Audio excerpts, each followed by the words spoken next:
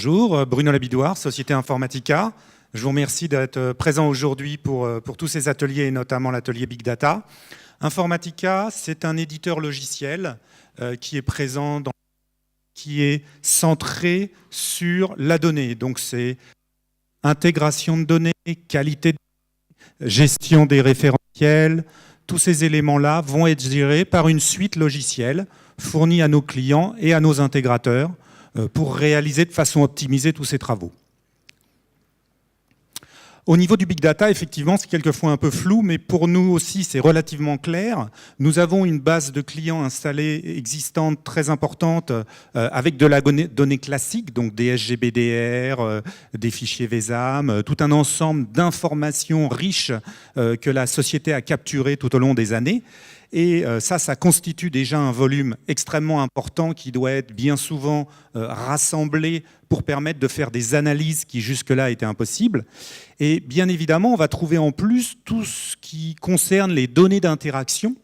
Et ces données d'interaction, elles vont permettre d'enrichir l'information de l'entreprise. Ces données d'interaction, ça va être l'Internet des objets, on a vu les annonces Apple encore très récemment, ça va être tous les réseaux sociaux. Donc toutes ces informations très riches présentes sur Internet vont pouvoir être approchées, notamment à travers des plateformes de type Hadoop ou autres, pour faire ce qu'on appelle du Big Data Processing, c'est-à-dire être capable de tirer une véritable valeur, une véritable compréhension des données, parce qu'elles sont massives, parce qu'elles sont brutes, et il faut les traiter pour en tirer de la valeur. Et aujourd'hui, très concrètement, parmi nos clients, on voit des projets candidats multiples. On voit bien sûr le décisionnel, le Big Data Analytics, ça vous l'aviez bien identifié. On voit aussi tout ce qui est vue unique du client. C'est déjà quelquefois un challenge au sein de l'entreprise que d'arriver à avoir une vue unique de son client parce que son information est répartie dans différents systèmes. C'est pour ça que nous aidons nos clients à mettre en place des projets de référentiel de données. Mais maintenant, on veut passer à l'étape ultérieure qui est d'enrichir avec les données des réseaux sociaux, par exemple, et se rendre compte qu'un certain client est peut-être un prescripteur sur les réseaux sociaux. On va trouver bien sûr tout ce qui concerne le marketing, toutes les interactions marketing, et aussi des besoins métiers spécifiques, plus verticaux. Et on peut citer parmi ceux-là le smart metering dans le domaine de l'énergie. On peut citer la régulation financière, avec notamment la mise en œuvre de BAL 2, qui crée quelquefois des challenges en termes, encore une fois, de capacité de croisement de l'information vis-à-vis d'institutions qui ont accumulé d'énormes volumes de données internes dans des systèmes quelquefois différents, du mainframe, de la S400, de l'Unix. Donc, pour tous ces projets, il y a un véritable intérêt Big Data, il y a des vrais projets, il y a des expérimentations.